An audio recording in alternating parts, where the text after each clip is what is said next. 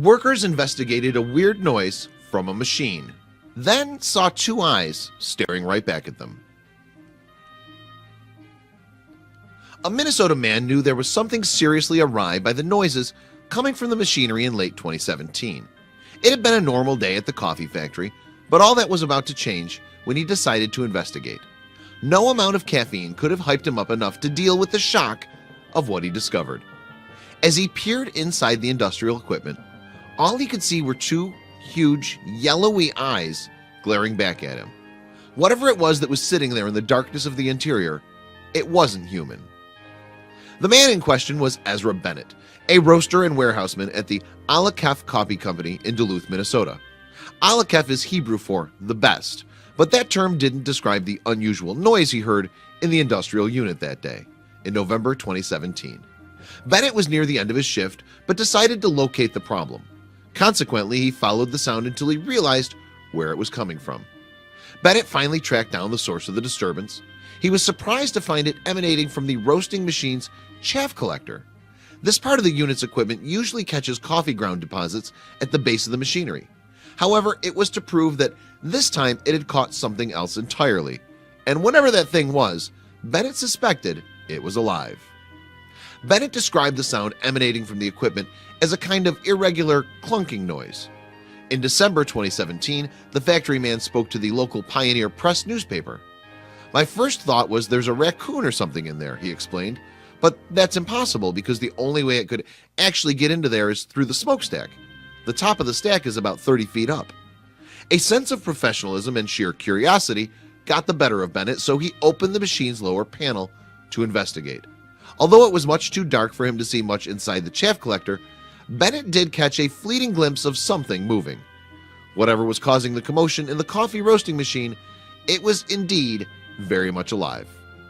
Also in December, Bennett recounted what happened next to the Star Tribune newspaper, which serves the Twin Cities of Minneapolis and St. Paul. "I saw feathers, I saw wings, she started flapping," he recalled. To his amazement, Bennett then realized what was captive in the coffee processing apparatus. As unlikely as it would appear, there was an actual owl trapped in the machine. Inside the chaff collector was a confined space containing a conical-shaped element. The owl had somehow gotten itself wedged within that space. As a result, the raptor could not get itself out. There was not enough room in there for it to extend its wings, and the owl's talons could not get purchase on the smooth surface of the cone. Bennett made a wise decision. Wary of the risks of attempting to remove the raptor himself, he closed the door and trapped the bird. Bennett knew that even if he did successfully rescue the powerful predator without harm to himself or the owl, he still faced a problem. The chances of catching a frightened or angry bird in the vastness of the factory and warehouse were slim. For this reason, he decided he needed some expert help. As he told the Pioneer Press, "I hollered at the guys in the main part of the production area to call Wildwoods." Bennett was referring to the Wildwoods Animal Rehabilitation Organization based elsewhere in Duluth. The charity's dedication staff treats sick, injured, and abandoned animals with the intention of releasing them back into their natural environment. It all started in 2006 when its founders, Peg and Farzad Farr, took in a baby bird, but the not-for-profit has grown massively since. Indeed, its Facebook page states that it treated more than 1,250 patients a decade later in 2016. Wildwood staff member Tara Smith wears several different hats at the organization. As well as being a carer, Smith is also an administrator and events coordinator. But it was while she was in the role of what the Wildwoods website calls phone guru that Smith spoke to Bennett that day in November 2017. When she initially answered the call, Smith thought the report was a practical joke. As she later told ABC News, "I kinda laughed and I seriously thought it was a prank call." But perhaps Bennett's incredulous tone convinced Smith that he was on the level. Wildwood's director, Farzad Farr, wasted no time in driving over to the Aleph Coffee Company premises. When he arrived at the factory, Farr took a similarly no-nonsense approach.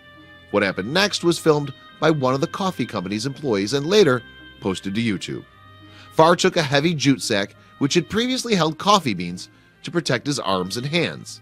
Then he simply opened the door, reached in, and slowly and gently extracted the imprisoned raptor. It was a massive specimen, and despite its confinement, it did not seem injured. The bird was a beautiful white snowy owl, and judging by its big size, Wildwoods believed it was a female. Bennett wittily dubbed her Mocha. This is in recognition of the Yemeni port of the same name, which is famous for its coffee, and perhaps in an ironic comment on her white feathers, the chocolatey variation on the cafe latte. However, the snowy owl breed itself has found recognition somewhere else entirely of late. As J.K. Rowling's Harry Potter franchise has become ever more famous, snowy owls like Mocha have apparently soared in popularity. Harry Potter's famous pet snowy owl Hedwig has inspired many fans to take on the breed domestically. However, wild snowy owls such as Mocha are normally found in Arctic regions, so fetching up in Duluth meant that Mocha was a long way from home. However, snowy owls are known to sometimes visit North America as part of their movement of mass migration, otherwise known as eruption. The reason for the raptor's presence in the US airspace is to hunt for food, but somehow Mocha managed to find some coffee instead. Far can only guess as to how she came to be trapped in the factory apparatus. The reason is still far from clear.